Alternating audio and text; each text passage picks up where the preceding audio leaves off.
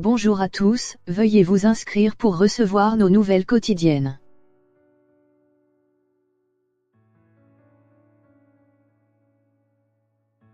Cannes Série, comment Vernon Subutex réussit son set avec une playlist rock de dingue. Bande originale dans la série Vernon Subutex, présentée ce vendredi à Cannes Série et diffusée ce lundi sur Canal+, la musique est un personnage à part entière.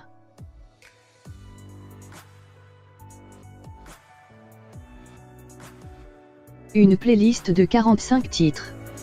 La bande originale de Vernon Subutex, série adaptée des best-sellers de Virginie Despentes, composée de tubes rock et de morceaux indés pointus, est à la hauteur de la playlist que l'auteur égrène au fil de sa trilogie rock. À l'écriture des scénarios, on écoutait au casque les morceaux cités dans le roman. Je les ai écoutés en boucle pendant 4 ans, confie Cathy Verney, réalisatrice et co-scénariste de la mini-série en 9 épisodes de 30 minutes diffusée dès ce lundi sur Canal+. La musique est ainsi l'autre héroïne de Vernon Subutex.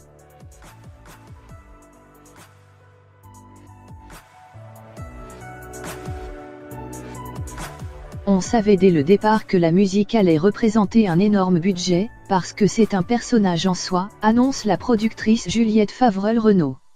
On s'est dit qu'on allait s'en donner les moyens. Le budget alloué à la musique, cette fois supérieur à celui attribué généralement à une série française, a permis d'obtenir 90% des titres souhaités.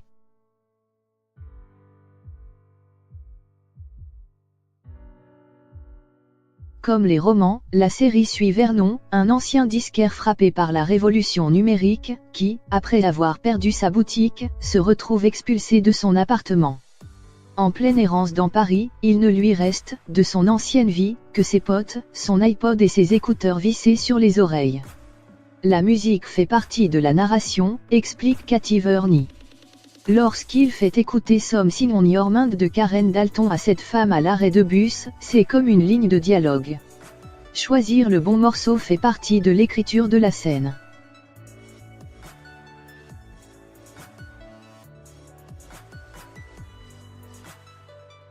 Vernon a ainsi le pouvoir de révéler les gens à eux-mêmes grâce à la musique. Le choix des morceaux s'est fait de façon subjective, poursuit la réalisatrice.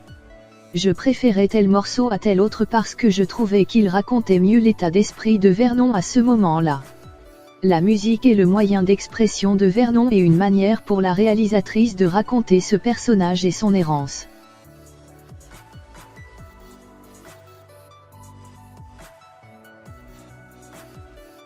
La playlist de la série n'est pas un simple copier-coller de celle des romans et a été mûrement pensée au moment de l'écriture, en amont du tournage. Mathieu Sibony et Jamie Harley, les coordinateurs musicaux de la série, m'ont proposé des choses, soit parce qu'on n'avait pas la possibilité d'avoir les droits ou parce que le morceau du bouquin n'avait pas le bon mood, détaille la réalisatrice. Il fallait trouver le bon équilibre entre des morceaux très pointus que personne ne connaît et une mémoire collective, où l'on se dise, on a tout dansé dessus, résume Cathy Verney.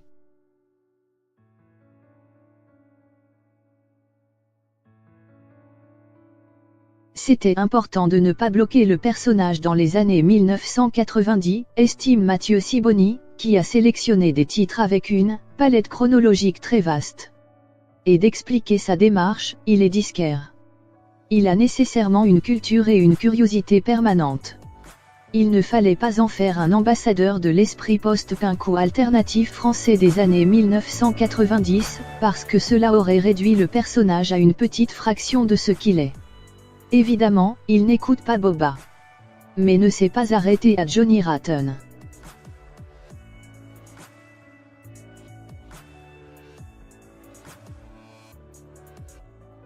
Ça n'arrive jamais qu'on travaille autant en amont sur la musique, mais le sujet l'imposait, explique le coordinateur musical.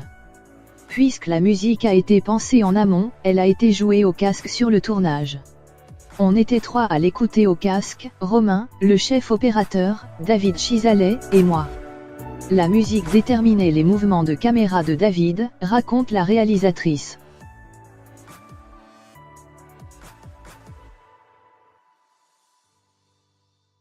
J'ai dû me balancer dans le rock, un univers que je connais mal, se souvient l'amateur de funk Romain Dury. Et d'enchaîner, c'était génial, parce que j'avais tout à découvrir, à explorer, et c'est tellement riche. Pour se préparer, l'acteur a regardé des documentaires et lu des livres sur le rock de la fin des années 1960 à nos jours. C'est une épopée, le rock, reconnaît-il. L'acteur a même été mis à contribution pour le choix des titres. Je voulais que lorsqu'il joue les scènes de mix chez Kiko, il adhère à ce qu'il allait passer, détaille la réalisatrice. Cambodia de Kim Wilde a été choisi parce qu'il fallait trouver un morceau qui fait que les filles vont aller danser, s'amuse la réalisatrice, tandis que la discothèque d'Expoptru est un morceau qui fait l'unanimité sur les sets d'une amie DJ de l'acteur.